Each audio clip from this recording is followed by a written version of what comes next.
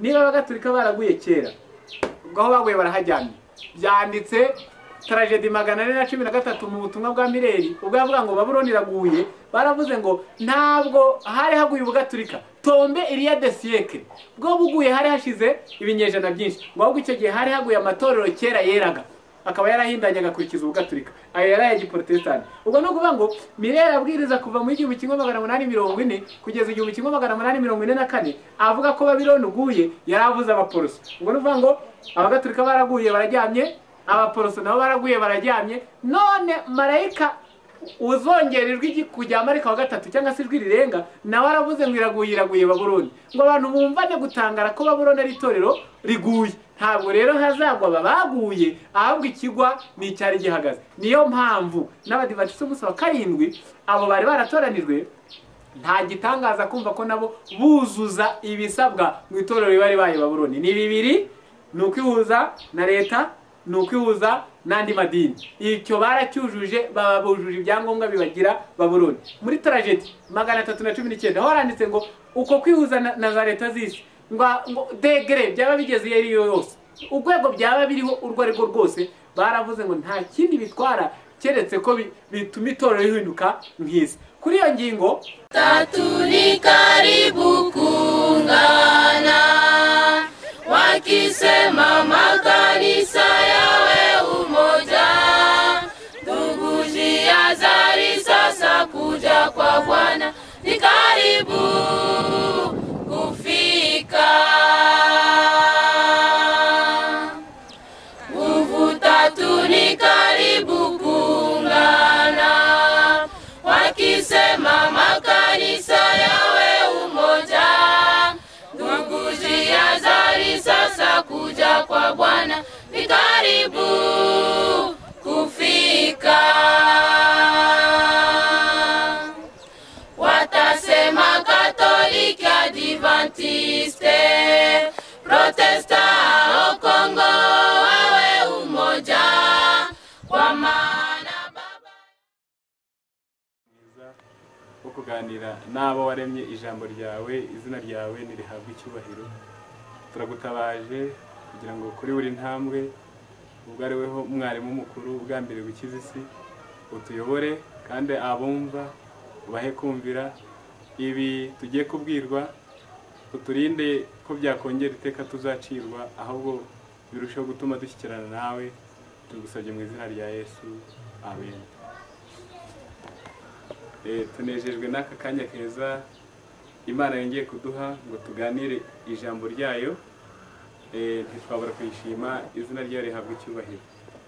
Rero tugiye kuganira ariko biraba byiza nitubanza kumenyana gato ngewe ndi mwene so nitwa Ntakirutimana Emmanuel nkabambwiriza ubutumwa buheruka bw'ubugorozi mu isi. Rero tugiye kuganira ijambo ry'Imana ariko kubera ko ribamo imigabane myinshi turagira dutoranya utunogeye twaganira tukawunguranaho ibitekerezo kuko birakwiye ko uko bucya bukira nkuko bibiri bidutegeka mu ijambo ry'Imana tujya duhugurana. Aka kanya tunejejwe no kuganira ijambo ritubwira ngo mbese ab'Imana yatoranije byashoboka ikabareka, byabaho abantu Imana yatoranije ikabareka, mbese ibaretse baba bazize iki, baba bakoze iki, mbese yaba yivuguruje ku cyo yari yaravuze. Iryo niryo jambo tugiye kuganirira hamwe. Nk'abakunda ubuhanuzi ndabanza mbibutse muri Bibiliya uko ibihe byagiye bikurikirana uhereye mu gihe cya kera cy'Isirayeli. Imana yagiye iratoranya abantu ikagira n'ibyo bavugaho kwibakunze kwibiziritseho nk'ubwoko bwayo, ariko ntabwo abo babaga batoranijwe barindaga basaza bakiri ab'Imana. Iyo babaga bagomye bakanyuranya n'ibyo yategetse yabashyiraga ku ruhande. Ubona nubwo mu mizingo y'abahanuzi gutoranywa kwabo byabaga byanditswemo, Imana yabashyiraga ku ruhande kandi ntisibe aho yari yaranditse. Ubwo tugiye kwiha nk'ingero ebyiri zidufashe. Ngaho reka twige ishyanga ry'Isirayeli. Turarihera muri Yesaya ni igice cya 49 n'umurongo 16. Imana ifite byinshi yavuze kubu bwoko ubwo yabutoranyaga. Haranditswe ngo dore nguciye mu biganza byanjye nk'uca imanzi, kandi inkike zawe ziri imbere yanjye iteka. Ni byinshi byavuzwe muri Bibiliya. Yenda abasoma amateka y'Abisirayeli uhereye mu ntango, muzasoma ko Imana yagiye bavugaho byinshi kandi byiza yabageneye. Muzasoma kuva 19 umurongo wa 4 n'uwa 5, hari aho yavuze ngo nabaramije amababa nk'ay'ikizu, ngo nimunyumvira by'ukuri mukitondera isezerano ryanjye muzambera amaronko, mbatoranije mu mahanga yose kuko isi yose ari yanjye. Rero Imana yarabateranije irabakunda kugeza ubwo mu biganza noneho ibagizemo nk'imanzi. Umuhanuzi wundi witwa Zekariya nawe afite icyo yavuze kw'iri shyanga ryari ryaratoranijwe n'Imana. Zekariya igice cya 2 n'umurongo wa 8, mu zindi Bibiliya n'uwa 12 haranditswe ngo kuko Uwiteka Nyiringabo avuze ngo yantumye kumuhesha icyubahiro mu mahanga yabanyagaga, kuko bakoraho abakoze ku mboni y'ijisho rye. Aya ni amagambo akomeye ku bantu bazi ibyiza by'Imana, bazi urukundo ikunda bayo, kumva ko bwa mbere aba bantu baciwe mu biganza nk'imanzi. Yenda bafite za Bibiliya z'igifaransa muzasoma baravuze ngo ni grave, nubwo haratura. Imana yabiharate mu biganza. Urumva izo manzi kubazo kurimba kw'abakera ni ibintu bicaga bitenda gusiba. Nuwabisiba yanahasiga ikindi gikomere kuko byabaga ari nk'inkovu. None Imana ifashe itorero ryayo ry'Isirayeli irigize nk'imanzi mu biganza. Ubwo uri kunyumva wese namenye ko byari bivuze ngo ntizabareka byiteka. Ahandi muri Zekariya ibagize nk'imboni y'ijisho ryayo. Namwe murabibona Imana ntabwo ipfa mwibore, nibura ipfuye ikabora nibwo imboni nayo yabiboze.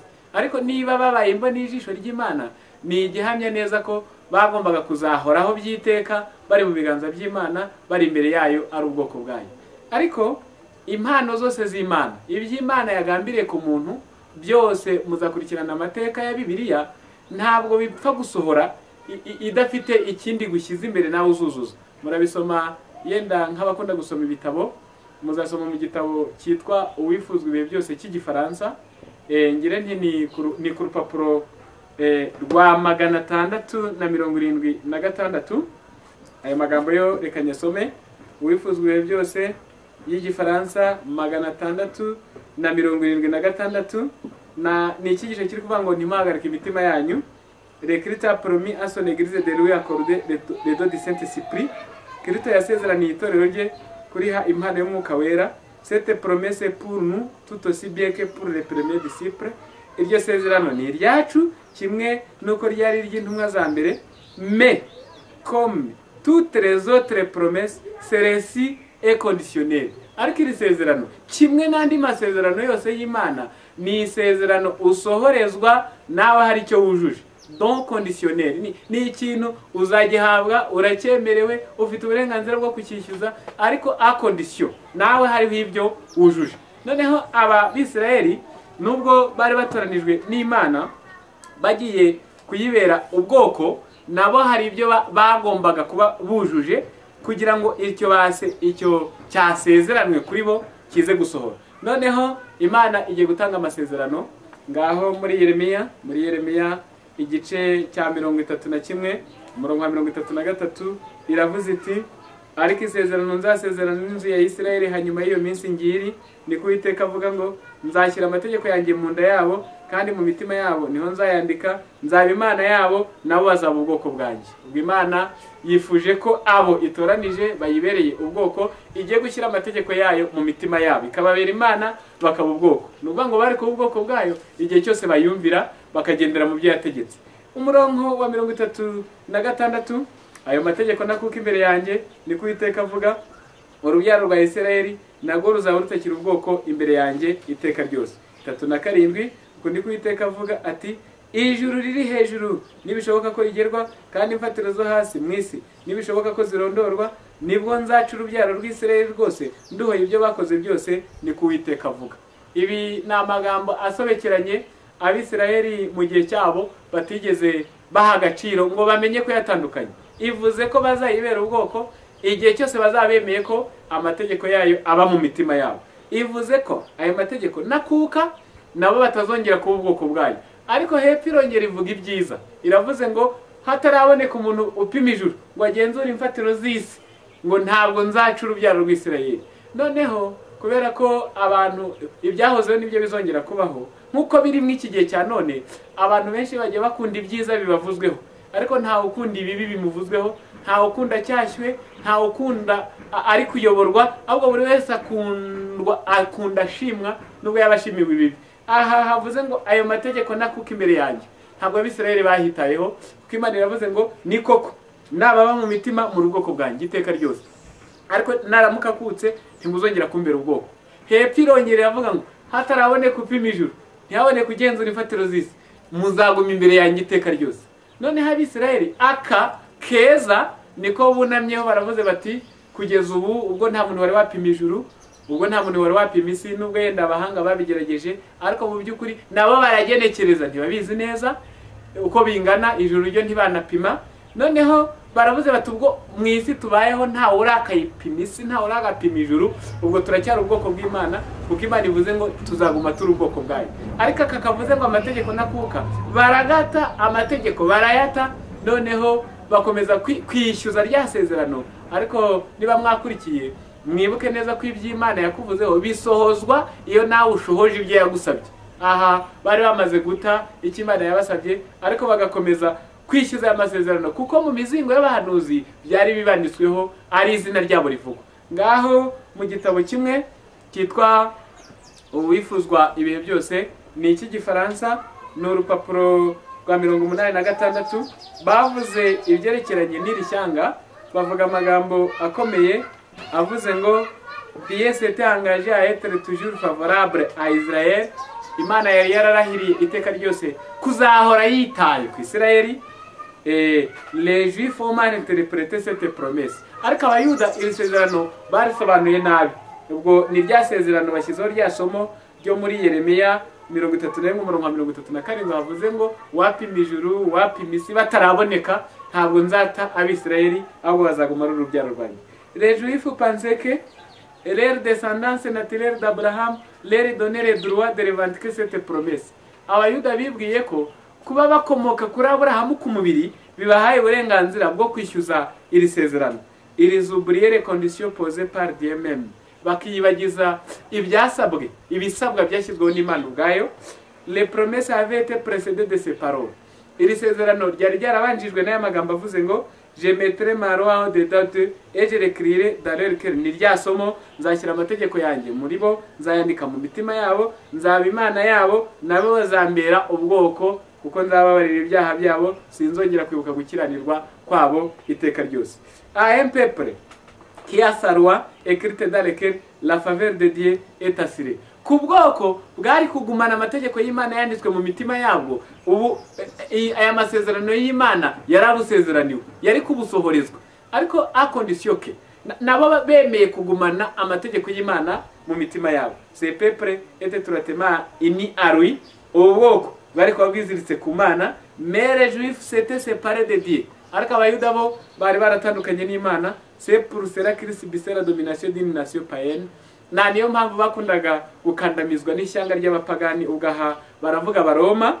Les esprits étaient obscurcis par la transgression, ubwenge bwabo bwari bwarijimishijwe no gukiranirwa. Parce que Dieu leur avait été très favorable dans le passé, il pensait pouvoir excuser leurs péchés. Kubera ko Imana yari yarabakunze cyane mu gihe cyashize, bavuze ko n'ibyaha bari gukora ubwo ntacyo yabatwara. Aha bantu muteze amatwi muhumve, niho nifuje ko dushingira ikigisho cyacu. Aba bayuda kubera ko Imana yabakunze urukundo runini mu gihe cyashize, bibwiye ko n'ibyaha bari gukora ubwo ntacyo yabatwara. Nawe bibone, niba Imana yavuze ngo aba bantu nimanzi mu biganza, ikongera ikabagiranya n'imboni y'ijisho, urumva ko bafite umutekano, ntabanduka ko nta cyashobora kubanyeganyeza. None hariko ibyaha bari gukora, uko Imana ikora ni koko ibyo yavuze. Yemwe bantu b'Imana, icyayobeje abayuda cyayobya n'undi wese waba yibwira ko yatoranijwe muri iyi minsi yacu, kuko yenda ndongera mbibutse gato ntararangiza ahangaha, nuko Imana imaze kubabwira ko babaye imboni, Imana imaze kubabwira ko babaye imanzi mu biganza byayo, hari n'andi masomo yabitsindagiye arabihamya. Ngaho yenda twifashishe nk'iri riri muri Malaki igice cya gatatu, Malaki igice cya gatatu, hariho ijambo rikomeye ku murongo wa 6, kuko ngiyeho Uwiteka ntabwo mpinduka, nicyo gituma abahungu ba Yakobo mutamarwaho. Urumva iyi Mana yari yarabivuze, bari bayizi ko ari ya yindi idahinduka, noneho ubwo nabo bakabitsindagira bakavuga bati ibyo yatuvuzeho ntabwo igihinduka. Yenda n'iki gihe cyacu kuko ibyahozeho nibyo bizongera kubaho. Yakobo igice cya 1 umurongo wa 17, hari amagambo nanone ashobora kuryamisha umuntu mu mutekano upfuye atabigenzuye neza. Haranditswe ngo gutanga kose kwiza n'impano yose itunganye rwose nibyo biva mu ijuru, bimanuka bituruka kuri se w'imicyo udahinduka cyangwa ngo agire igicucu cyo guhinduka. Niba ngo Imana ibyo yavuze, ibyo yagambiriye ntihinduka kandi ntigira n'igicucu cyo guhinduka. Ariko bano Bayuda ayo masomo ubwo abaye nk'inkingi zo kubashyigikira, nubwo bari mu byaha, nubwo batakita ku mfubyi n'abapfakazi, nubwo idini barigize urucuruzo nk'uko amadini ya none ameze, nubwo bari abanyabyaha bagambanirana bicana. Ibitabo biratubwiye ngo kugira ngo babone imyanya y'ubuyobozi ngo bakoreshaga agahato, ngo rimwe na rimwe bakagambanirana no muri leta y'Abaroma ikabyivangamo, ubundi bakabibonesha ruswa, ubundi ushaka kuzayobora akivuna umwanzi we akeka ko ashobora kumutanga imbere. Kandi ibyo byabayeho, ndabamenyesha ko no mu bitwa ko batoranijwe none nabyo biriho, nibyo biri gukora, kuko Satani w'icyo gihe ntajya ahinduka, niwe Satani wa none. Rero aha aba Bayuda ibi byababereye kumva ko Imana yavuze birindahinduka, byababereye inkingi, ariko bakirengagiza ko ibyo yavuze bazabisohorezwa nabo hari kondisiyo bujuje.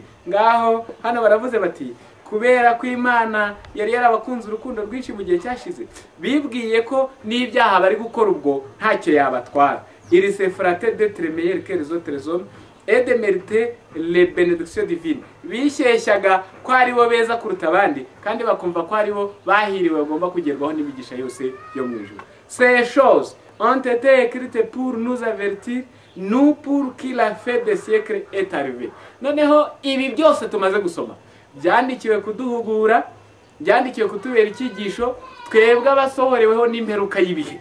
Ubwo no kuvuga ngo aha turi va ku Muyuda noneho igarukeho.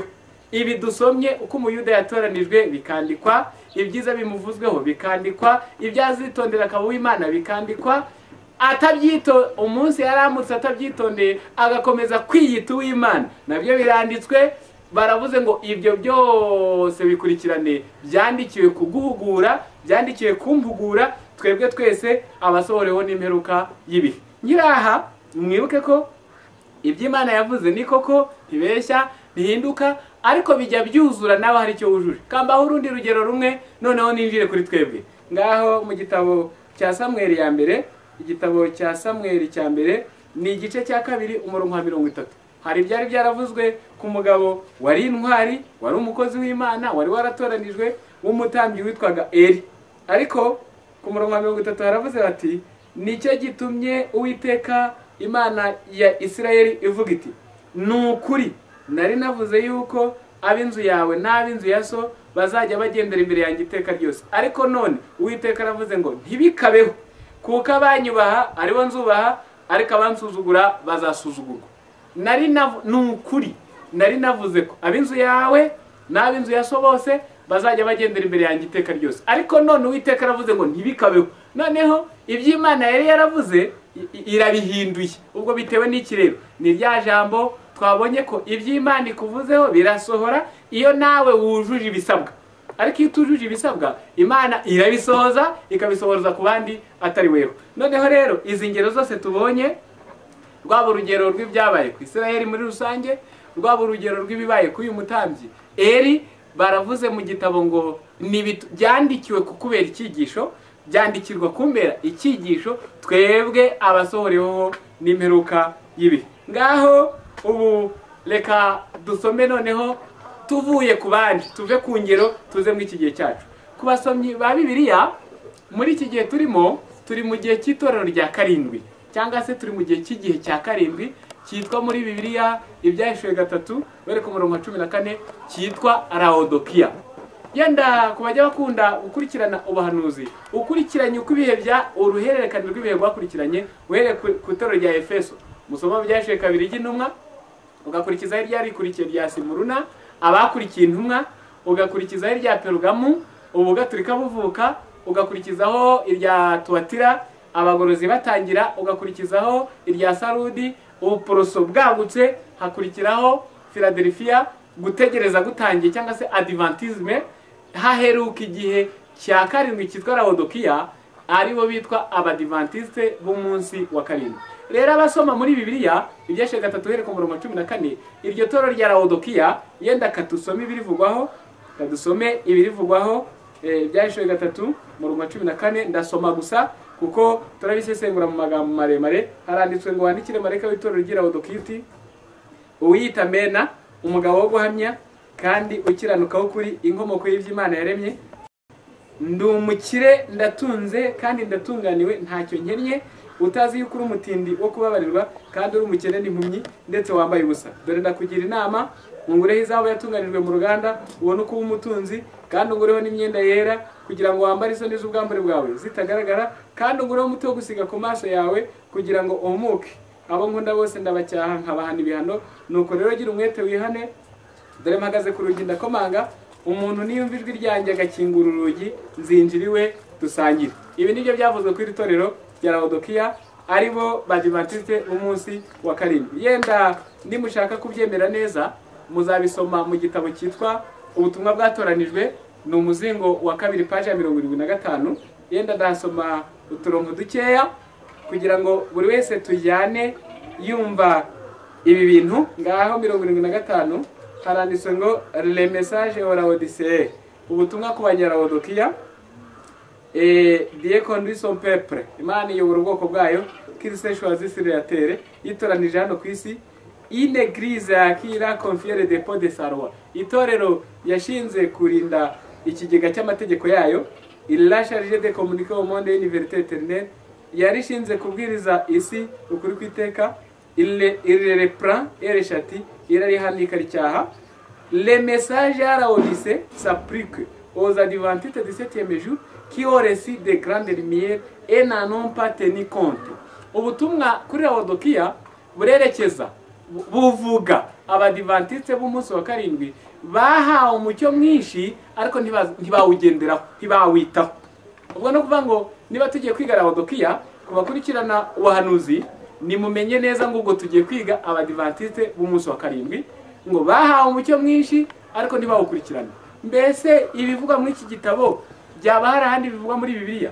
Rwose iki gice tumaze gusoma, niba mwakurikiye, andi matorero yose arindwi kubiza ubuhanuzi, nibura nubwo yagiye abamwe ingorane, nubwo yagiye abamwe ibinyoma, nubwo yagiye abamo kugwa, ariko agiye agira ibyo ashimirwa. Ndagerageza kubaha urutonde.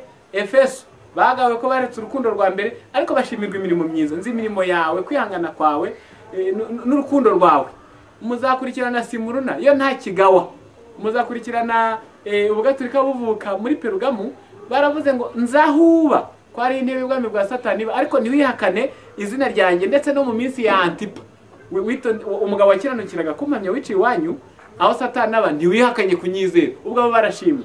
Mumanutse Tuatira mu gihe cy'umwijima, ikinyoma gitegetse isi, muzasanga baravuze ngo nzi imirimo yawe, kugabura kwawe, kwihangana kwawe, urukundo rwawe, ngo yemwe ngo nzi n'uburyo imirimo yawe ya nyuma iruta iya mbere kuba myinshi. Aho ni Ibyahishuwe 2 umurongo wa 18 wa 19. Mugeze i Sarudi, nubwo abaporoso bari babonye umutekano muri Amerika bakagwa, bakabwirwa ngo ufite izina ry'ukuriho nyamara ukaba uri intumbi. Umurongo wa 4 w'igice cya 3 cy'Ibyahishuwe haranditswe ngo icyakora ufite amazina make y'Abisarudi batanduje imyenda yabo. Abo rero urumva ko barashimwe. Ugeze i Philadelphia barashimwe, ariko iyi Laodikiya nta kishimiwe, ahubwo Imana ivuze mu kanwa kayo abanyalaodikiya babereye Imana igiteye isesemi, kuko ivuze ngo nibura iyaba wari ukonje cyangwa se wari ubizi, kuko urakazu yazi rero umbereye igiteye isesemi ngiye kukuruka. Ikindi murakurikirana muri Laodikiya, Yesu aravuze ngo mpagaze ku rugi ndakomanga. Nuvuga ngo muri Laodikiya Yesu ntabamo, Imana ntibamo, ahubwo Yesu ari hanze akomanga. Niba mushaka kubyemera yenda kubasoma nk'ibitabo muzasoma igitabo cyitwa umwiteguro w'imvura y'itumba. Iriya nama babwiwe ngo ungureho izaba yatunganijwe mu ruganda. Izaba yatunganijwe mu ruganda isobanuye kwizera gukorera mu rukundo, kandi urukundo niyo mana. Aho ni Yohana igice urwambere rwa Yohana igice cya 4 umurongo wa 7 kugeza ku 8, aho bavuze ngo udakunda ntazi Imana kuko Imana ari urukundo. Abo batagira urukundo rero ubwo babuze Imana. Basabwe kugura umwuka wera cyangwa se umuto gusiga ku maso n'ubuhanga bw'umwuka wera. Uwo mwuka wera abazasoma muri Yohana 6:33 haranditse ngo amagambo mbabwira niyo mwuka kandi niyo bugingo. Niba ayo magambo ari umwuka, jambo ni Yesu. Muri Laodikiya Yesu ntabamo. Byo ibyahishwe byabivuze ngo ahagaze ku rujya komanga. Bavandimwe mukurikirane, ukomanga yinjira ntabwo aba arimo imbere, ahubwo bahagaze hanze. Iyo Laodikiya nuko iteye. Ikindi kibaje kuri Laodikiya nuko ari itorero bavuze ngo ryo riravuga ngo kukuvuga uti. Imana yavuze ngo kukuvuga uti. Nuvuga ngo Imana irireba iziko rihumye, ariko ryo rikavuga ngo ndareba ahubwo ndeba kure. Imana irizi ibona ryambaye ubusa, ahubwo ryo rikavuga ngo oya turambaye. Mu Gifaransa baravuze ngo je me suis archi, narikungahaje. Ntabwo ubukire Laodikiya ifite ari ubwo yavanye ku Mana, ahubwo nubwo yarapapiye nayigira ku cyakitwa ubukire, ariko atari ubukire bukomotse ku Mana. Iryo niryo torero rya 7, icyo nicyo gihe cya 7 cyitwa Laodikiya, ariko cyatoranijwe. Noneho aho niho ibintu biba bigoreye ku bantu batimbika mu byanditswe, banezezwa n'ibyiza byabavuzweho, ariko ntibazirikane ikindi cyavuzwe batakwitondera bakaba bashyirwa ku ruhande. Ngaho mu gitabo cyitwa ubutumwa bwatanijwe umuzingo wa mbere page 418, umuhanuzikazi yavuze ku by'iri torero aravuga ati le message adressé à Laodicée, ubutumwa bubwirwa i Laodikiya, à une église sans vie et sans Christ, le témoin véritable Dieu. Ku itorero ritagira ubugingo kandi ntirigire Kristo, umuhamya w'ukuri aravuga ati ni rya somo z'imirimo yawe yuko udakonje kandi ntubire, yaba yenda wari ukonje cyangwa se wari ubize, mukore gukora akazi yazo udakonje ntubire, ngiye kukuruka. Ibyo ntabwo byari ikibazo kubasomye umukurikire. Attention à ce qui suit. None ni mwitondere ibi bikurikira. Parce que tu dis, kukuvuga uti. Nuwangu intege nke zaryo, ibyaha byaryo kugwa byonyine ntibyari ikibazo. Yaba umuntu agwa, yaba umuntu akora ibyaha, yaba umuntu agira intege nke, none akabyemera ko nawe azifite. Ibyo ntibyari ikibazo. Nibura muri Yeremiya haranditswe ngo icyo nshaka ni kimwe, nuko wemera ibyaha byawe. Noneho iyo umuntu yemeye ibyaha bye aba afite amahirwe menshi yo kuzongera kwiyunga n'Imana. None hano baravuze ngo kukuvuga uti je suis riche, ndi umutunzi, je me suis archi, nari kungahaje, je n'ai besoin de rien, ntacyo nkeneye. Ngaho abasomyi ba Bibiliya mu rwandiko rwa mbere rwa Yohana igice cya 4 nimukurikirana inyuma haranditse ngo umuntu wese nituvuga ko nta cyaha dufite tuzaba twise Imana inyabinyoma. Nuvuga ngo nta gihe umuntu w'Imana mu isi yakumva yihagije kugeza ubwo aravuga ngo ngewe ngo nta kindi nkeneye, ariko Laodikiya iravuga ngo ntacyo nkeneye. Ariko Imana yo iyireba igasanga ari umutindi wo kubabarirwa, ari n'umukene, ari n'impumyi ndetse yambaye ubusa. Hepfo baravuze bati dore ubwoko bukura icyubahiro no kwihimbaza ku bumenyi bw'iby'umwuka bafite n'ibyo batunze, mais il n'a pas répondu aux bénédictions immersées dont Dieu l'a comblé. Ariko ntabwo bwujuje ibisabwa biberanye n'imigisha Imana yabugeneye butayikwiye. Hepfo baravuze ngo il a été rebelle. Ubu bwoko cyangwa se itorero ryabaye, reka nanjye mvuga iyo mvugo kuko imenyerewe mu isi, ku Mana ryabaye umurebeli cyangwa se ni ikigenge cyangwa se ni ikigomeke. Hepfo baravuze ngo engra ryabaye indashima, ryibagirwa Imana. Noneho ngiyo imiterere y'itorero tugiye kwiga ni Laodikiya. Ritoranywa rero, ritoranywa n'ukuri. Iri torero ry'igihe cya 7 ryatoranijwe n'Imana kandi ritoranya ibishaka idatunguwe ibigambiriye. Ngaho mu gitabo cyitwa ibyaduka byo mu minsi y'imperuka page ya 49 iki Kinyarwanda, kandi ngire nti n'iki Gifaransa ni 49 y'Ikinyarwanda. Umurimo wihariye w'Abadiventiste b'umunsi wa 7, Nyagasani yatugize ububiko bw'amategeko ye, yaturagije ukuri kwera kw'iteka ryose kugomba kugezwa ku bandi hakoreshejwe imiburo itanganywe gukiranuka, kubacyaha no kubatera akanyabugabo. Ibi byavuye muri témoignage testimony y'Icyongereza page volume ya 5 381. abadivantisite b'umunsi wa karindwi batoranijwe n'Imana ngo babe ubwoko bwihariye bwatandukanijwe n'isi. Imana yabakuye mu isi ikoresheje inkota ikomeye y'ukuri maze irabiyegereza, yabagize abahagarikizi kandi ibahamagarira kuyibera abavugizi mu murimo uheruka w'agakiza. Ubutunzi bukomeye bw'ukuri butigeze buhabwa abantu bapfa, imiburo ikomeye kandi iteye ubwoba Imana itigeze yohereza umuntu, barabihawe kugira ngo babishyikirize isi.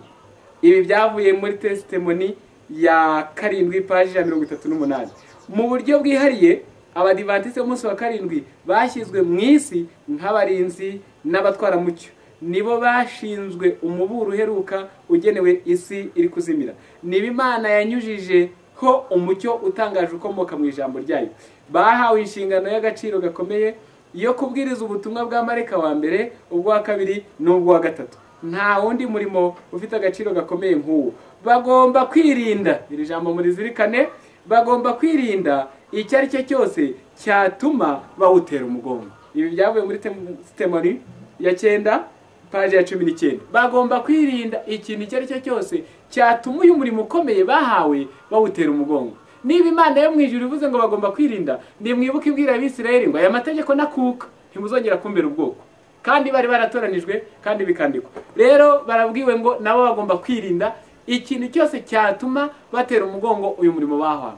Batoranywa rero, ntabwo mu gutoranywa kwabo bari bagiye gukora nk'uko bo ubwabo bishakiye. Yenda kubasoma ibitabo, ndagerageza kubaha amapaje amwe. Bari bahawe urufatiro rugomba kubayobora, ari nacyo gikomeye tugiye kuzirikana. Nawe urebe niba urwo rufatiro ari rwo rukiriho. Urufatiro bari bahawe kwari kuyoborwa na Bibiliya, ijambo ry'Imana. Ibidasobanutse muri Bibiliya nibura isobanuro bakazivana mu byitwa umwuka w'ubuhanuzi, l'esprit de prophétie. Urwo ni rwo rufatiro, niwo musingi. Ibyo mvuze murabisoma paje ya 328 y'ibihamya by'itorero umuzingo wa 3 y'Igifaransa. Ndetse n'abazagira umugisha muzasoma igitabo cy'inyandiko z'ibanze paje ya 21 kugeza 22 imibare y'Ikiromani. Aho haranditse ngo mu ntango yabo umusingi bahawe bagiye kubakaho n'ukuyoborwa na Bibiliya, bakongera bakayoborwa ibyo bise de revelation cyangwa se amayerekwa, ariyo yaje kubyara umwuka w'ubuhanuzi. Ibitabo bikunda kwitwa umwuka w'ubuhanuzi. Ngaho umuhanuzi abireba kiri kure. Kenir ne cherche à renverser les fondements de notre foi. He kugira uhangara, he kugira ushaka guhirika imfatiro zo kwizera kwacu. Fondements qui ont été posés au début de notre œuvre par l'étude de la parole accompagnée de prières et de révélations. Imfatiro zashinzwe ku ntango y'umurimo wacu hakoreshejwe kwiga Bibiliya n'amasengesho n'amayerekwa. C'est sur ces fondements que nous avons bâti pendant les 50 dernières années. Ati no ku myaka 50 ishize ni kuri izo mfatiro twari twubatswe. Les hommes peuvent supposer qu'ils ont trouvé une nouvelle voie. Aha muhitondere, abantu bashobora kwibwira ko babonye indi nzira nshya, et qu'ils vont poser des fondements plus solides que ceux qui ont été posés autrefois. Kandi ko bagiye gushyiraho imfatiro zirushije zashyizweho kera gukomera. C'est une grave erreur. Iryo ryaba ari kosa rikomeye. Aucun autre fondement ne peut remplacer celui qui existe. Nta rundi rufatiro, nta wundi musingi ushobora gushyirwaho ngo usimbure umusingi uriho, cyangwa se ngo urufatiro ruboneke rwo gusimbura ururiho. Ngaho ubwo abasoma ibitabo n'ibindi hagaragaje ko mu by'ukuri ntabwo icyakugira uwo watoranijwe, uwo mudivantiste w'umunsi wa karindwi, ntabwo icyabikugira ari izina, kuko bivugwa byitwa na benshi batazabona Imana. Ni benshi babyiyitirira kandi batagendana n'Imana itazi no mu bubiko bwayo aho ibitsa bayo. Ahubwo ikikugira we by'ukuri ni ukuba nawe wemeye kubakwa ku rufatiro yahaye abandi ngo rubayobore. Ngaho ubwo turajya twibuka iby'Isirayeli ya kera. Buri Isirayeli nayo mwabonye ko yatoranirwa, n'abadivantiste nabo baratoranirwa. Ariko Imana yavuze ngo abahangara guhirika uru rufatiro baba baguye mu kindi kintu. Ngaho abadive bamaze gutoranywa bamaze imyaka mikeya cyane, irengaho gato 10 bakorana n'Imana. Mu bitabo, igitabo cyitwa Ibihamya by'itorero umuzingo wa mbere paje ya 28, paje ya 28, kuko batangiye mu 1844 bageze mu 1855 birahinduka. Habaye igiki? Le 20 Novembre 1855, iyo tariki mwumvise 20, muri uko kwezi kwa 11/11/1855, tandis que j'étais en prière, ubwo narimo nsenga, l'esprit du Seigneur s'empara soudain de moi, umwuka w'Uwiteka yanjeho afite imbaraga, de moi avec puissance, afite imbaraga, et j'ai une vision, nuko mpabwa yeretswe ikirere. J'ai vu que l'esprit du Seigneur c'était le trait de l'église, neretswe ko umwuka w'Uwiteka yari yamaze kuva ku itorero.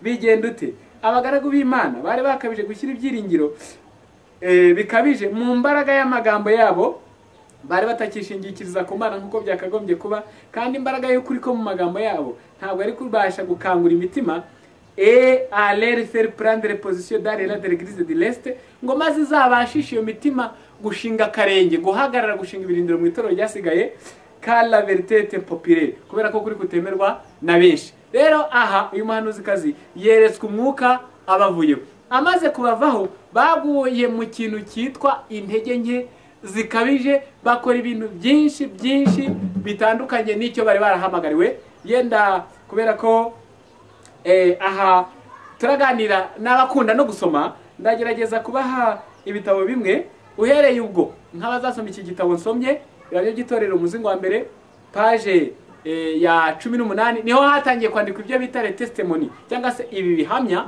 kuko ngo byari byandikiwe kubahana, kubacyaha no kubagarura mu nzira y'ukuri, no kubakura mu mwijima bari bamaze kwirohamo. Nuko umuhanuzi nibwo yatangiye kwandikira amagambo menshi atandukanye abagarura mu nzira. Noneho rero igihe cyarageze, ntabwo birenga intege nke, kuko na n'uyu munsi igiteye ubwoba nuko iyo umuntu watoranijwe n'Imana bikavugwa n'Imana, iyo umubwiye ikosa yakoze, yirengagiza ko Imana igusohoreza ibyo yakuvuzeho nawe wujuje ibyo yagusabye. Aha rero iki gihe cy'intege nke kimaze kuba urwitwazo ku badivantiste b'umunsi wa karindwi. Iyo hari amakosa bakoze, iyo hari ibinyoma binjije, iki gihe twinjiyemo bagezemo cy'intege nke bakigira urwitwazo. Ndatanga yenda nkamwe mu magambo mu gitabo cyitwa Evenement de dernier jour, cyangwa se ibyaduka byo mu minsi y'imperuka, ku rupapuro rwa 61. Izi nzitwazo zikunda gutangwa. Urupapuro rwa 61 hari amagambo avuze ngo ntitugomba kwiyibagiza ko itorero uko ryaba ari irinyantege nke kose no kuba rifite ibyo ribuze, ari cyo gikoresho kimwe rukumbi cyo kwisi Kristo ahanze amaso, ariko ari kurigenzura, aryitayeho cyane, akanarikomesha umwuka we wera. Aha muhumve cyane, ngira ni haba akabando ku bantu benshi bashaka gushyigikira ikinyoma, bacyorosha kitero k'ijambo ry'Imana. Itorero nubwo ryaba ari irinyantege nke, uko ryaba rimeze kose, nicyo gikoresho kimwe rukumbi Imana ihanze amaso. Ibyo ni ukuri 100%, kuko abanyantege nke bemeye n'intege nke zabo, Imana ibakunda urukundo rwinshi, nta nibigambiriye gukomeza no gukuza. Ariko hari ikindi kintu nshaka ko abantu bakizirikana, intege nke zitandukanye n'ubuhakanyi. Noneho ngiye kubereka ko iri torero uyu muhanuzikazi Ellen White akiriho ryo ryapanze ubuhakanyi, araribuza, noneho biza no gusohora. Noneho mbibereke dutandukanye itorero ryitawe n'Imana ry'inyantege nke, kuko byo birumvikana, turitandukanye n'itorero noneho rihakanye Imana ivuga naryo rikavuga. Ngaho mu gitabo cyitwa Ellen White n'impano z'ubuhanuzi, cyangwa se mu gifaransa cyitwa Ellen White Eredo de Prophecy, ku rupapuro rw'112, kuri rwa rufatiro bari bahawe rwo kubayobora, barapanze noneho kuruhindura.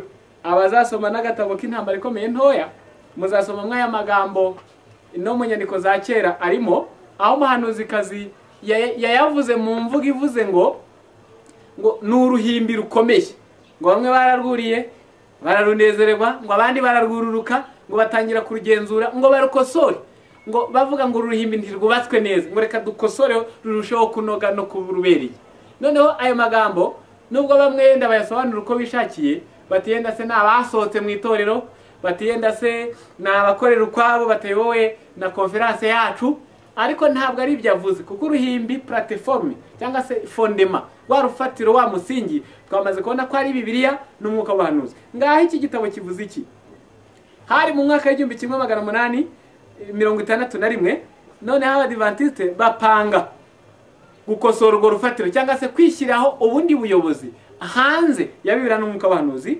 ni icyigisho kiri kuvuga ngo base de la doctrine adventiste, imfatiro z'inyigisho y'abadiventiste. Agasutitire gato karavuze ngo le credo de l'église adventiste du septième jour, kanuni cyangwa se indongozi y'abadiventiste b'umunsi wa karindwi. Babanje kuyitangira definition, baravuze bati un credo est une formule religieuse qui fait autorité. Kanuni ni amahame y'idini atanga ububasha. Ubwo ni ukuvuga ngo mu idini icyo ugiye gukora cyose urabanza ukabaza ngo mbe kanuni yakivuzeho iki. Ngaho hepfo baravuze bati la Bible est notre credo. Bibiliya niyo kanuni yacu cyangwa se niyo ndongozi yacu. Ngira ngo buri wese nawe arabyumva ko ariyo ikwiye kuba indongozi ye mu buzima bwe. Nous rejetons tout ce qui est la forme d'un credo humain. Dutaye kure ikintu cyose cy'indongozi yakozwe n'umwana w'umuntu. Nous prenons la Bible, dufashe Bibiliya et le don de l'esprit de prophétie n'umwuka w'ubuhanuzi comme base de la foi, n'urufatiro rwo kwizera et de tout ce que le Seigneur veut nous enseigner. N'urufatiro rw'ibyo Uwiteka ashaka kutwigisha byose. Nous sommes donc contre la formation d'un credo. Turabanzi buwashyiraho indi ndongozi. Nukuvuga ngo aha abadiventiste b'umunsi wa karindwi aya magambo ari mu rwibutso n'integuza Review and Herald ku itariki ya 8 kwezi kwa Oktobre 1861 niho aya magambo yavuzwe. Hepfo baravuze bati la Bible doit être notre credo, notre lié. Bibiliya yonyine niyo ndongozi yacu na niwo murungu duhuza. Les premiers adventistes étaient donc ennemis des credo. N'abadiventiste ba mbere ubwo nabo barabanzi bizo ndongozi. Ubwo bari kuvuga izi zanditswe n'umwana w'umuntu, bavuze ngo n'abadiventiste ba mbere barabanzi bazo. Ubwo iki gitabo niba bavuze ngo abambere mu mwaka w'1831, ngaho hituzirikana neza ko twasomye ko umwuka yabavuyeho muri 1855. None uyu muntu hagaze 1831 aravuze ngo le premier abadiventiste ba mbere nabo barabanzi bizo ndongozi. Ubwo byumve ko abahanganye nabo bari bashaka kwandika indongozi nibo bitwa ba kabiri, kuko ni Imana nibikunda turavuga n'aba gatatu, kuko iby'Imana ntago byagiye bisigwa mu mwijima. Muri iki gihe cya Laodikiya iyo migabane yose igomba kugaragara. Abo ba mbere ukabamenya nuko bakoraga, n'aba ba kabiri ukabamenya, ukamenya n'aba gatatu uko Imana yabahanuye nuko bazakora. Ngaho noneho hakujya page 113 haranditse ngo iyo abantu banditse indongozi ngo baba bashaka kwereka ushobora byose, kumukosora bamwereka icyo atakoze yagombaga gukora. Mbese yemwe murabona ushobora byose yakosorwa, kuko baravuze ngo le credo dit-il c'est en opposition directe avec la Bible. Ngo izo za kanuni ni umwanzi uhanganye na Bibiliya imbona nkubone. Rero kuri iyi ngingo ubwo ubuhakanyi burapanzwe. Habaye iminsi myinshi yenda ndabarangira abazasoma igitabo cy'indongozi y'abadiventiste b'umunsi wa karindwi iri gukora ubu edition iriho ubu.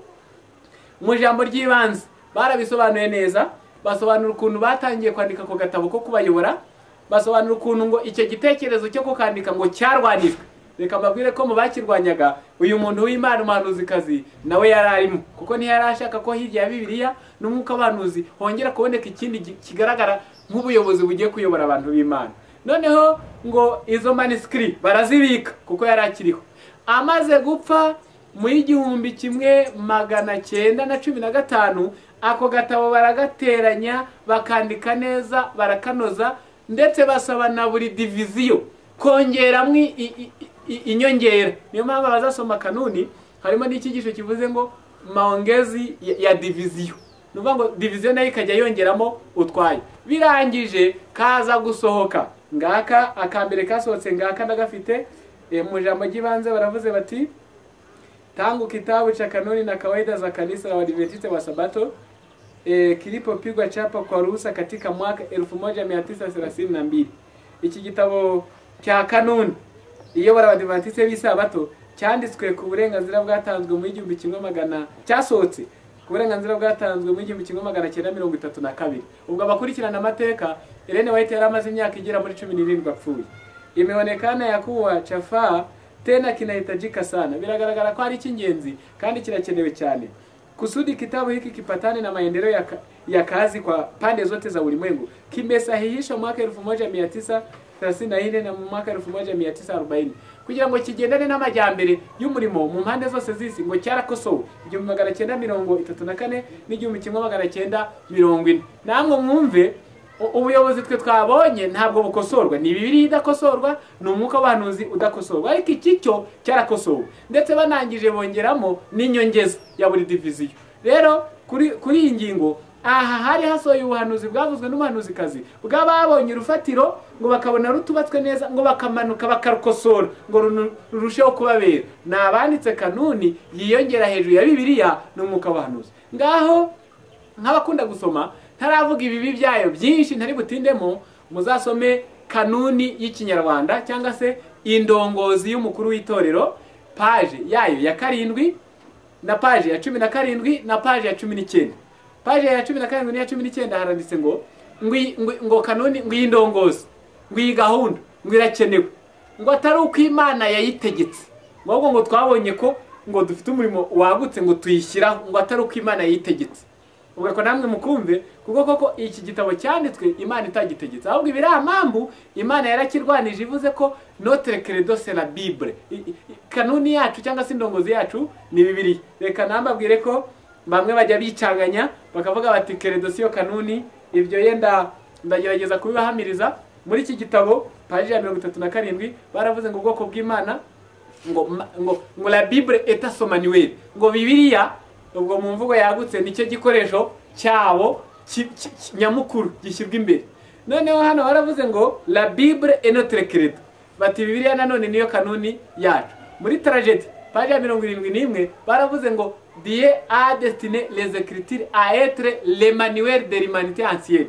Imana yafashe ibyanditswe ibigira manuel y'uwaremye wese. Impamvu nkoresheje iryo jambo manuel nuko akigifaransa kitwa manuel de l'église, akicyongereza kitwa church manual, akakitwa kanuni. Ubwo urumva ni ikintu kimwe, yaba manuel c'est la Bible ni Bibiliya, yaba credo ni Bibiliya. Ubwo nuvuga ngo mu itorero ry'Abadiventiste umunsi wa 7 hanze ya Bibiliya nta yindi manuel tugira, hanze ya Bibiliya nta yindi credo tugira, hanze ya Bibiliya nta yindi ndongozi tugira. Ubwo nyiri kwiyo ngingo aka gatabo twasomye ngo ni umwanzi uhanganye na Bibiliya imbona nkubone, karimwe ibibi byinshi byose ntabonera umwanya, ariko icy'ingenzi aka niko kabuza abantu gusenga bapfukamye, kuko Bibiliya n'umwuka w'abahanuzi byemera ko umuntu wese usenga Imana ajya apfukama igihe cyose n'ahari hose, ngo keretse amasengesho ya bucece yo mu mutima.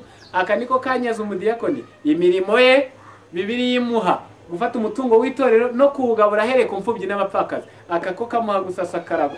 Aka niko kavuga ngo pasitori asezeranye ubukwe, ubwo biva mu Gaturika, kuko mu gatabo k'Abagatulika kitwa uruhererekane rw'abapapa paje ya 5 umupapa 12 niwe wavuze ngo ubukwe bufata buhawe umugisha n'umusaserdoti. Kanuni nayo paje 253 nayo yaravuze ngo hatari pasitoro ngo hakuna njia nyingine, nta yindi nzira wanyuzamo ngo ubukwe butaye. Ubwo urumva ko kagiye gahangana na Bibiliya. Aka gatabo kavuze ibibi byinshi, niko kavanye impano mu buyobozi bw'itorero, kuko Bibiliya igaragaza ko uyobora mu itorero ubwiriza ubutumwa ni impano, ariko akabaho gategeka ngo uzabwiriza azabanza ahabwa urwandiko asinyiwe n'ubuyobozi bw'itorero, niba mwangira ubwo nawe ye kubwiriza.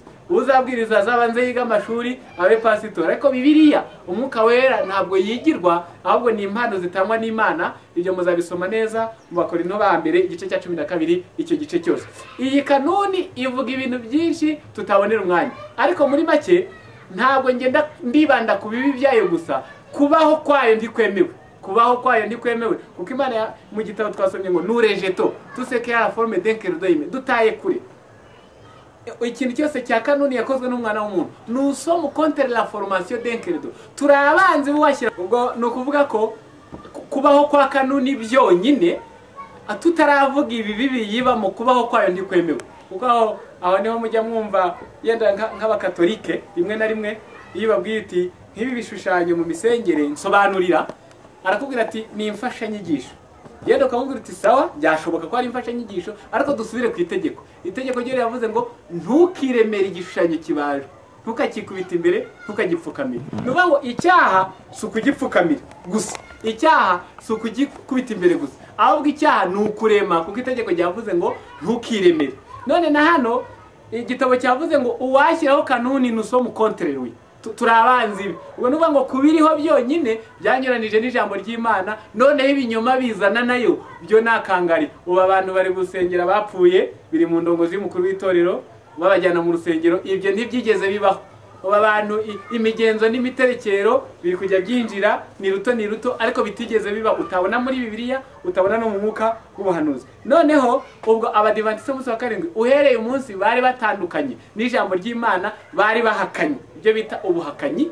Ngaho genda ndagerageza gusoma igitabo cyitwa ubutumwa na Bibiliya ubwayo. Duhere kuri Bibiliya kuko Imana yavuze ngo nuko iyaba wari ukonje cyangwa se yaba wari ubizi, nuko rero kuko akazi yazo udakonje ntubire ngiye kukuruka. Ubwo abantu barahakanye, noneho uruhande bahagazemo bararwerekanye. Ariko nubwo barwerekanye baratoranijwe, nubwo barwerekanye bari baratoranijwe. Ngaho ibyaduka byo mu minsi y'imperuka, page 62. Ubwo ikurikiranye na ya yindi twasomye ngo itorero nubwo ryaba ari irinyantege nke ricogora, nicyo gikoresho kimwe rukumbi Imana hanze amaso. Ubwo intege nke tugiye kuzitandukanye n'ubuhakanyi. Ngaho page 62, iyi torero kamere nyuma, umwami Yesu azahorana ubwoko bwatoranijwe kumukorera. Umwami Yesu azahorana ubwoko bwatoranirijwe kumukorera. Igihe abayuda bangaga Kristo, igikomangoma cy'ubugingo yabambuye ubwami bw'Imana abaha abanyamahanga. Imana izakomeza gukoresha iryo hame mu mashami yose y'umurimo wayo. Ubwo nuvuga ngo Imana hano iravuze ngo abayuda barayanze bashyira ku ruhande, ihashyira abanyamahanga. None hano baravuze ngo ubwo buryo cette manière d'agir, ubwo buryo bw'imikorere ngo izakomeza kubukoresha mu mashami yose y'umurimo wayo. Ngaho hepfo baravuze bati iyi torero rigaragaje ko ritakigendera mu ijambo ry'Imana, umwanya ryaba ririmo uwo ari wo wose, uko ihamagarwa ryaryo ryaba rikomeye kandi ryera kose, ntishobora gukomeza gukorana naryo. Itoranya abandi kugira ngo bikorezwe inshingano z'agaciro gakomeye. Aha ndahasubira, iyi torero rigaragaje ko ritakigendera mu ijambo ry'Imana, umwanya ryaba ririmo uwo ari wo wose, uko ihamagarwa ryaryo ryaba rikomeye kandi ryera kose, ntishobora gukomeza gukorana naryo. Itoranya abandi kugira ngo bikorezwe inshingano z'agaciro gakomeye. Nukuvuga ngo ntabwo Imana igitoranya itorero ngo irihe garanti yuko nirinakora ibibi rikihindanya rizakomeza kuba itorero ryayo, ahubwo ririhindanya ikabashyira ku ruhande igatoranya abandi. Ngaho noneho turasa n'abasubiye ku Bisirayeli gatoya, noneho tubihuze n'igihe cyacu. Ngaho Yesaya 2:5 haranditswe ngo, Yesaya 2:5 hari aya magambo akurikira avuze ngo mwanzu ya Yakobo mwe, ubwo niba Abisirayeli, nimuze tugendere mu mucyo w'Uwiteka. Ubwoko bwawe ari bwo nzu ya Yakobo waburekeshejwe nuko buzuye imigenzi ivuye iburasirazuba, bakaraguza nk'Abafilisitiya kandi bakifatanya n'abanyamahanga. Ngaha makurikirane bantu b'Imana, aba n'Abisirayeli batoranijwe, baharatugwa mu biganza, babimanzi z'Imana, babimboni y'ijisho ry'Imana, bahabwa amasezerano akomeye. Ariko bamaze kuzura imigenzi ivuye iburasirazuba, bemeye kuraguza nk'Abafilisitiya, bemeye kwifatanya n'abanyamahanga, Imana irabaretse. Ngaho mwumva igitangaje kigiye kugora abadivantiste b'umunsi wa karindwi ba none. Imana yabatoranije yarabyanditse muri Yesaya, irabyandika muri Zekariya. Imana ibasezereye biranditse muri Yesaya. Ituma abahanuzi nka ba Yeremiya biranditse muri Yeremiya igice cya 7 uhere ku murongo wa 1 kugeza 5, ngo nimugorore inzira zanyu n'ingeso zanyu nibwo nzabaha gutura aha, ariko nimutabigorora sinzahabaho. Ibyo bintu byose, ibyiza bibavuzweho n'ibibi bibavuzweho, bihuriye muri Bibiliya. Ngaho mwumve, abantu bashaka gukomeza kwita ubwoko bw'Imana none baranyuranije n'iby'Imana yategetse, reka mbereke ikosa bashaka gukosora Imana. Ni ukuvuga ngo Imana ubwo yatoranije Abisirayeli ikandika, bo bashaka kuyibwira ngo igihe yari ibasezereye yari kubanza guhanagura aho yanditse, none ikongera ikandika ko ibasezereye, ntibibane muri Bibiliya. Niyo mpamvu Yohana n'abandi bamuhanjije bagize akaga, baravugaga ngo mwabana b'inzoka mwe. Abandi bati warasaze, nitwe mboni z'ijisho ry'Imana, nitwe manzi mu biganza by'Imana. Kandi ubwo ibyo bivuze mu kanwa ke, ariko bo bamusubirishije umurongo. murumva icyo ni ikintu gikomeye cyane utakurikiranye cyagucanganya nawe none. Yeremiya ati nyabuna mwaraguye, bati ahubwo Yeremiya 7:3 n'umurongo wa 4 dufite urusengero ntacyo twaba. Nawe ati nimukiringira amagambo y'ibinyoma ngo muvuge muti urusengero rw'Uwiteka nguru, nimutagorora ingeso zanyu n'inzira zanyu nzabirukana aha hantu.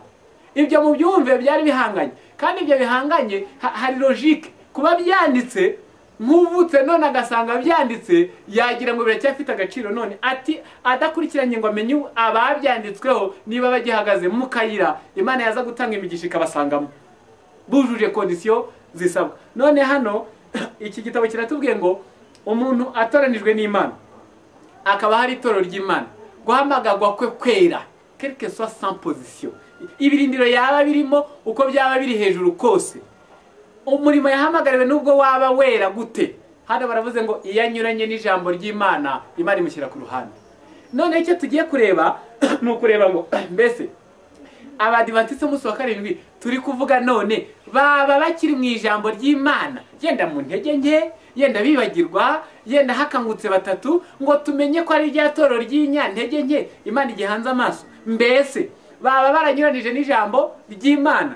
Nta gushidikanya ku ngingo nyinshi zivugwa mu byanditswe banyuranije ijambo ry'Imana. Ngaho ndabaha ingero zimwe, kanuni turayibonye n'ibibi biyiherekeje, ni ukunyuranya n'ijambo ry'Imana.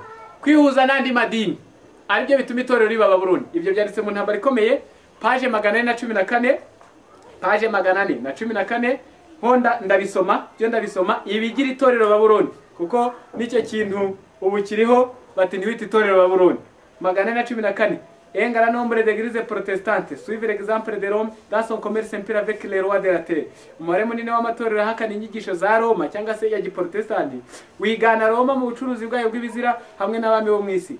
Les églises nationales, amatorero yo mu bihugu ansari avec les gouvernements civils, mu kwihuza na za guverinema za gisivile, puis d'autres églises. Nanone kandi kwihuza n'andi matorero areshesha la faveur du monde, ashaka ubufasha bukomotse ku isi. Le terme Babylone, ijambo Babylone, confusion, rivuza urujijo, conviviase con religieux, riba ryuzuye, niryo ribereye kwitwa icyo kintu cyita idini. Bona nubwo cyavuga ko kibwiriza ukuri n'inyigisho kibikomoye muri Bibiliya, bona nubwo byaba biri mu mitwe myinshi inyuranye n'imyizerere n'inyigisho zivuguruzanya. Nuvuga ngo iyi torero ryihuje na za guverinema rikongera rikihuza n'andi madini mu byo bita ecumenism cyangwa se uruhuze rw'amadini, ijambo Babyloni riba ryuzuye kw'icyo cyita idini. Aha bavuze ngo ni ibiranga amatorero ya giprotestanti yabaye Babuloni.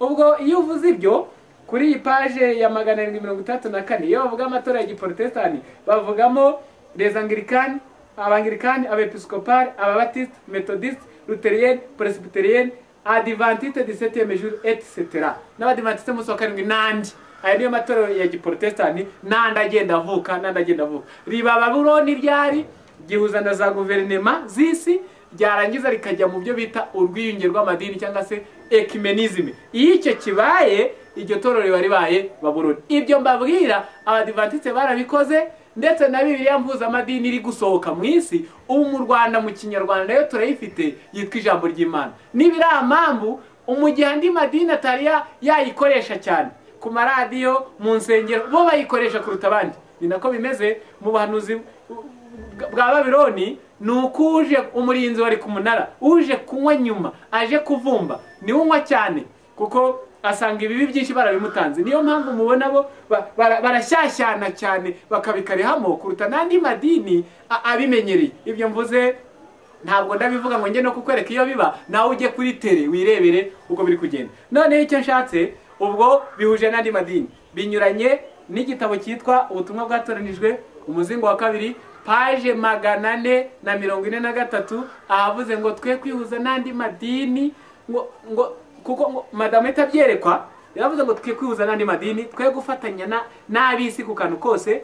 Arangije avuga ijambo rikomeye, yerekwa ibi biri kuba byo kwihuza n'andi madini, yerekwa bari kubikora.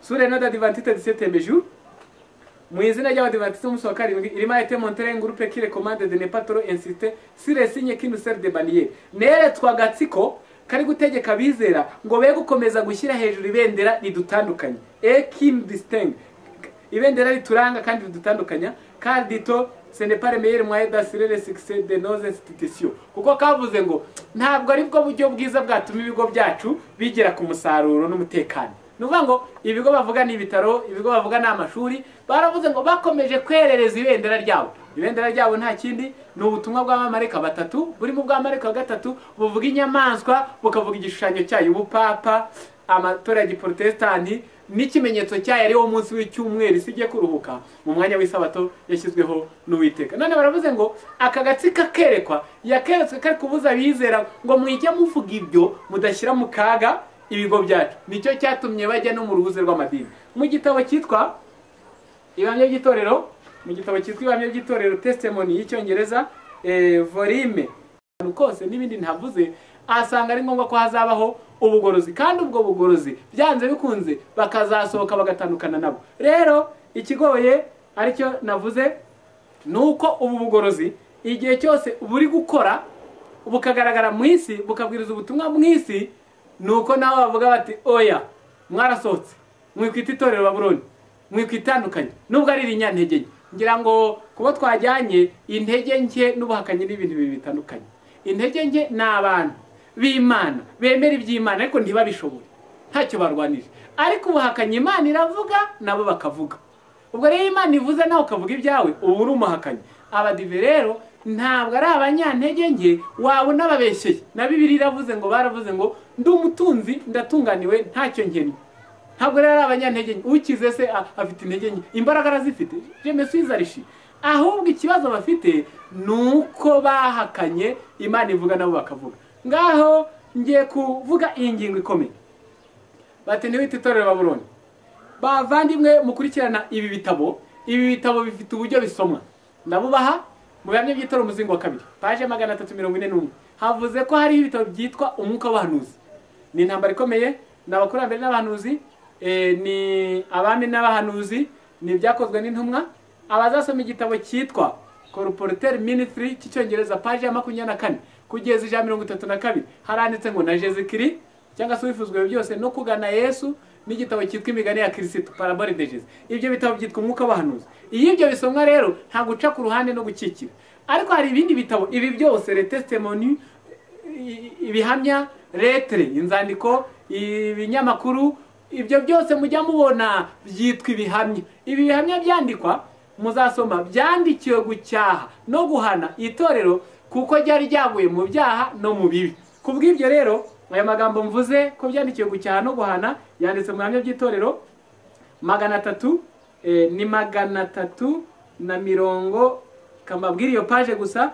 Ni Ibihamya by'itorero 300 umuzingo wa 2, ni umuzingo wa 2. Ni ikigice kiri kuvuga ngo influence et la nature de témoignage. Ni Ibihamya by'itorero page ya 331 kugeza 332. Ndetse harananditse ngo iyabaye twarumvise ijambo ry'Imana nkuko riri, ntabwo ibi bihamya biba byaratanzwe. Rero bitangirwa kubacyaha baguye, bitangirwa kubahana bayobye, bitangirwa kubakura mu byaha baguyemo, kubavana mu bahakanyi bari bari kwishoramo. Niki ibihamya byandikiwe. Iyo tubisoma rero, iyo tubisoma aka kantu ndashaka kugira ngo gasobanuke, kuko benshi bajya bagira ibyo bitwazamo ubwitwazo. Iyo tubisoma hari icyo twitaho mesa ubutumwa bwataraniwe umuzingo wa mbere page ya 35 haranditswe ngo comment utiliser les témoignages. Twakoresha dute ibihamya? Tenir compte d'état et de lieu. No kubisoma witaye ku gihe naho byavugiwe. Rien ne doit être ignoré. Ntacyo tugomba kwirengagiza. Rien ne doit être relaté du contenu des témoignages. Ntacyo tugomba guta mu biboneka mu bihamya toutefois. Ariko kandi il convient de tenir compte d'état et de lieu. Uzabisome witaye ku gihe naho byavugiwe. Rien ne doit être fait en temps inopportune. He kuzagira icyo ukora mu mwanya utari uwacyo.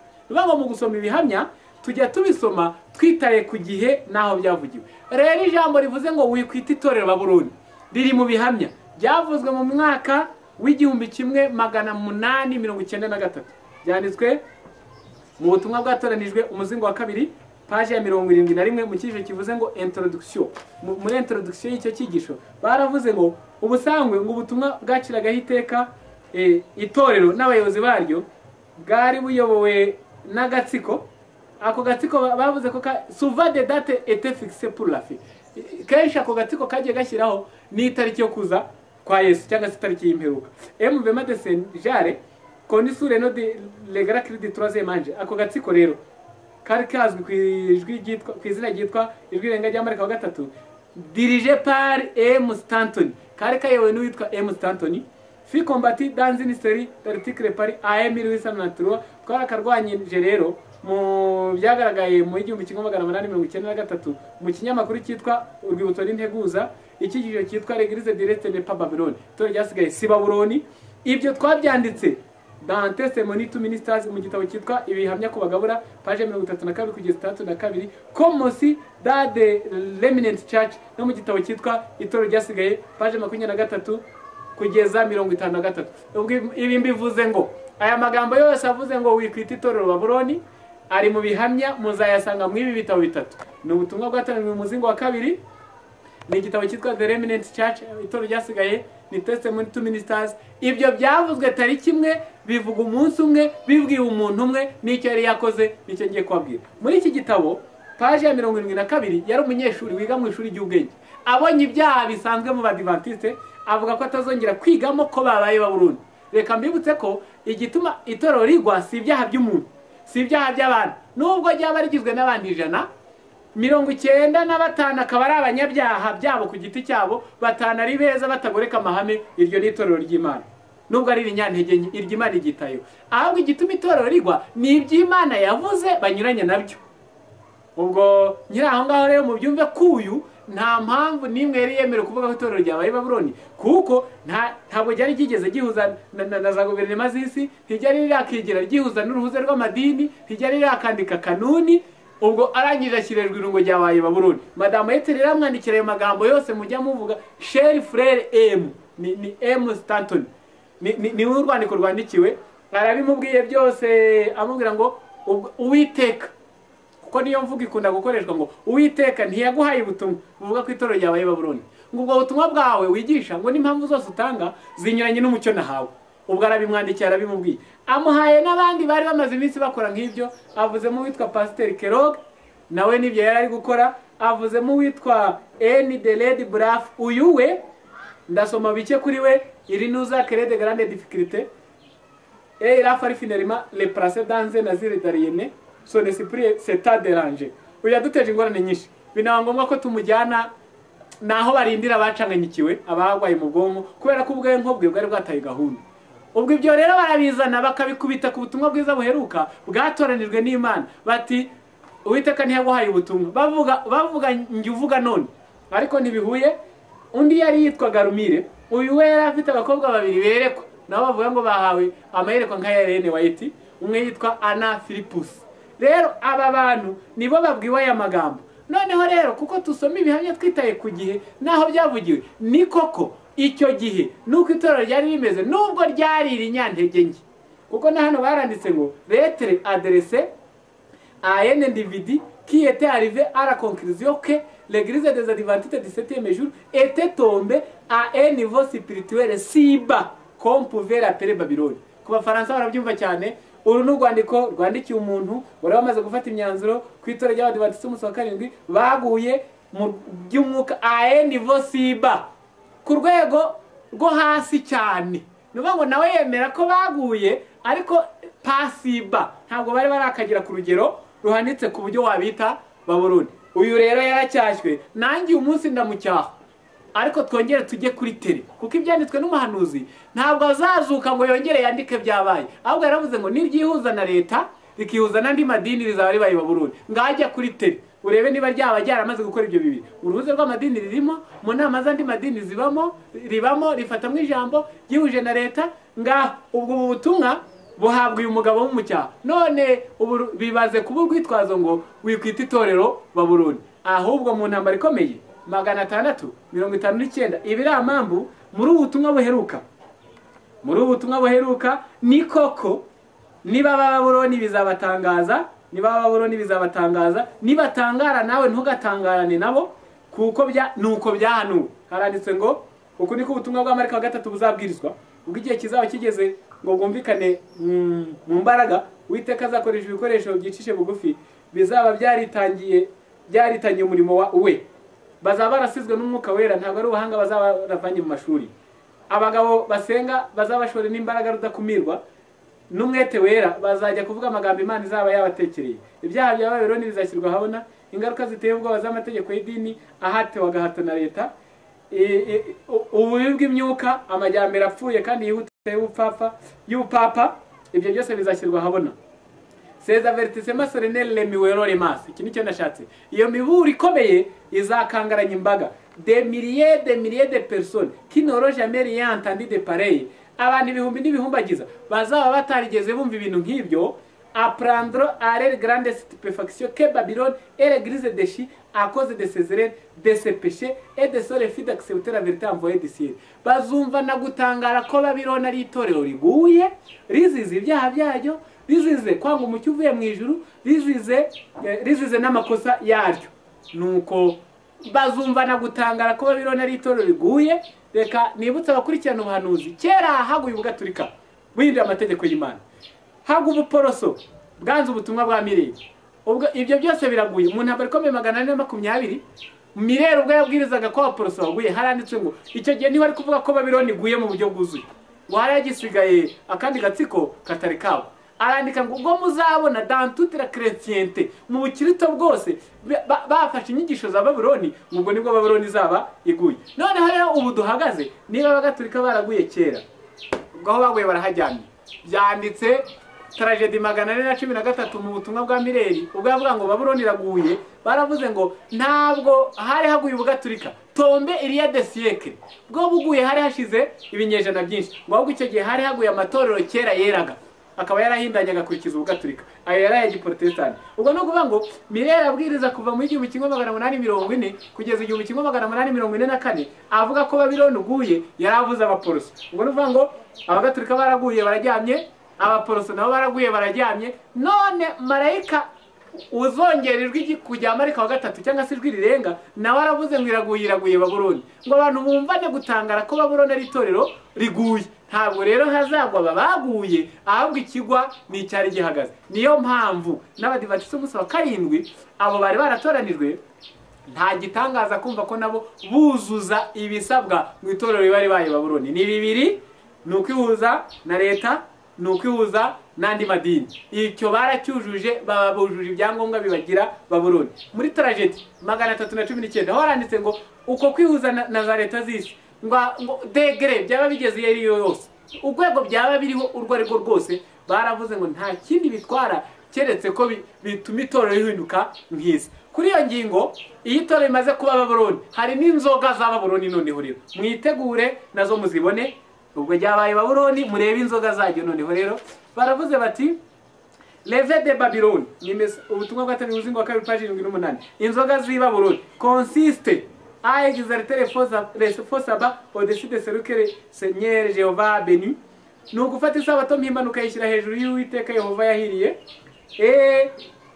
ngo umuntu ayiruhuke kandi ayeze. C'est aussi la doctrine de l'immortalité de l'âme. Nanone kandi nibiheranye no kudapfa kwa roho. C'est hérésie apparente, ubwo buyobe busa butyo, avec la réjection de la vérité, hamwe no gutukuri.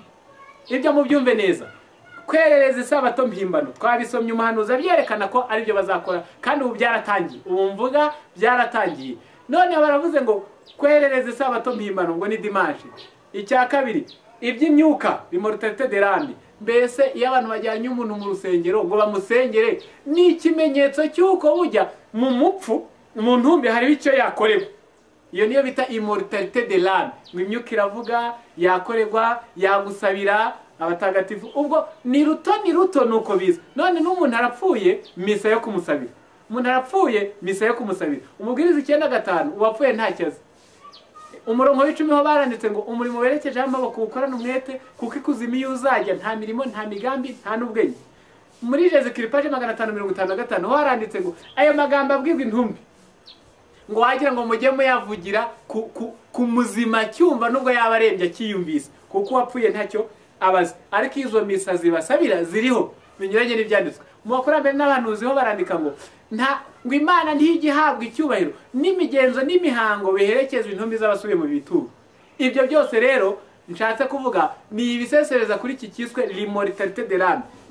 Mbese n'uwapfuye ariko ukizera ko nubwo yapfuye hari icyo ubugingo bwe bwanakorerwa. Ibyo biri kuzanira ruto ni ruto aho Bibiliya mpuzamadini ibonekeye, biri gusomwa mu Bamakabe ba kabiri igice cya 12 umurongo wa 45 niho basabiye abantu ngo babarirwe ibyaha bapfaye. None icyo kiraje, none baravuze icya gatatu ngo la rejection de la vérité, gutukuri. Ibyo nabisobanuye cyane. Imana yavuga ngo yoborwa nabira n'umwuka abantu batoya kanuni. Sengo pfukamye bati nzahagarara. Nyabona vani gisoda mu itorero batoya ahubwo abajiya nibo beza. Utwo tuntu twose two gutukuri Imana ibyibaburiye ntibabigendereho. Baravuze ngo ubwo buyobe busa bucyo nibwo neza bwujuje itorero ribaye Babuloni. Twabonye ibirigira Babuloni, none tubonye n'inzoga ziba Babuloni. Izo nizo ziri gukwira mu isi. Ngaho bavandimwe, munteze amatwi, ndashaka kugira ngo noneho mbahamirize ntagiye mu mishyikirano namwe, ahubwo mbahamirize ngo uwatoranijwe n'Imana iyo atujuje iby'Imana yamusabye, Imana iramureka igashyiraho undi.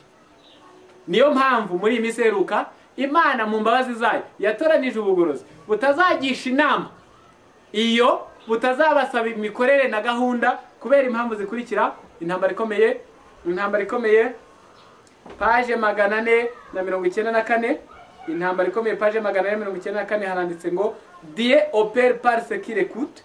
Imana ikorera mu bayumva, qui lui obéissent, bayumvira et qui sont disposés s'il le faut à faire entendre des vérités importunes et à dénoncer les péchés populaires. Kandi Imana ikorana n'abantu biteguye kwamamaza ukuri kwemerwa n'abake, kandi biteguye kuvuga ibyaha bya rubanda.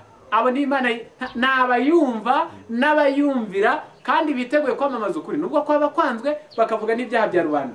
La raison pour laquelle Dieu nécessaire pas plus souvent de savants et d'hommes haut placés pour diriger des mouvements de réforme. Ni nayo mpamvu imwe rukumbi Imana inshuro nyinshi iyo igiye kuyobora umurimo w'ubugorozi ntabwo ikoresha abakomeye bo mu idini, ntabwo ikoresha abari mu myanya yo hejuru ngo abari bo bayobora uwo murimo w'ubugorozi. C'est qu'ils mettent leur confiance dans leur credo. Imana ibahora ko biringira za kanuni zabo, leur théorie, ibyo bize, et leur système théologique, amagambo yabo na za gahunda bize mu mashuri yabo ya za teologiya.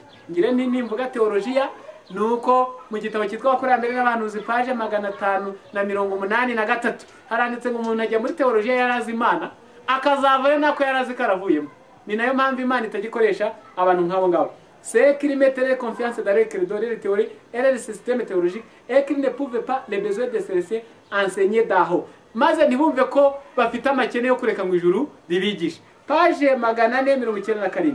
Iyo ubugorozi butoranijwe rero, abatoranijwe en tout temps ibihe byose, ceux qui ont voulu soutenir la vérité, abagiye bagerageza kurengera ukuri, ont été dénoncés comme bagiye bitwa séditieux, abanga ubutegetsi bw'itorero, hérétiques, abayobe, systématique, abitandukanye na gahunda y'itorero. Ubu niko ubugorozi bwatoranijwe, itorero rishyizwe ku ruhande, hatoranijwe abandi abajya barengera ukuri, bashaka ko ubutumwa buvugwa inyamaswa igatangazwa. Abo bitwa abayobe, abanga ubutegetsi bw'itorero, abitandukanya n'itorero. Ngaho bavandimwe mwanteze amatwi, turangirize ku Bakorinto ba mbere igice cya 10 umurongo wa 12. Abatoranijwe barangaye batujuje ibisabwa barekwa.